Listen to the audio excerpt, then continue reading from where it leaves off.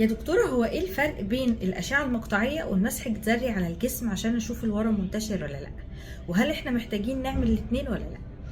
في الأورام لما بتثبت انها أورام خبيثة في الثدي، في بعض الحالات او في بعض المراحل بنحتاج ان احنا نشوف هل في انتشار خارجي بره الثدي والغدد الليمفاوية في بقية الجسم ولا لا. يعني في لا قدر الله في العظم، في الكبد، في الرئة، في اي منطقة تانية في الجسم ولا لا.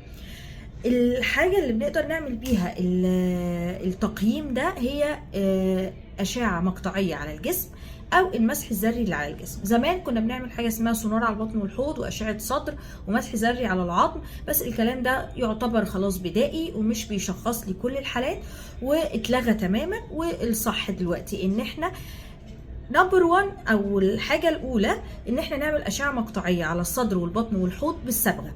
الأشعة المقطعية على الحاجات ديت بتبين لي بنسبة كبيرة جدا كل الجسم، وبتبين لي الأماكن اللي ممكن يحصل فيها انتشار، وتكلفتها أقل كثيرا من المسح الذري اللي على الجسم كله.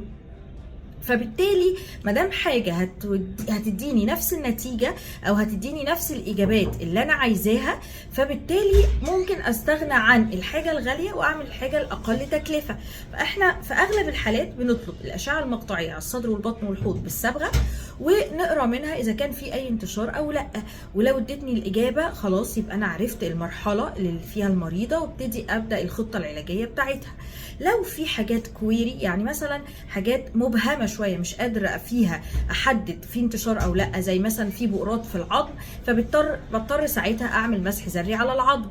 ممكن نلاقي بؤرات مش قادرين نوضح في المقطعيه اذا كان هي انتشار او لا، فبنلاقي المقطعيه هي اللي بتريكومند او هي اللي بترشح ان الافضل ان انا اعمل مسح ذري على الجسم عشان اقرر اذا كان ده انتشار من الورم او لا.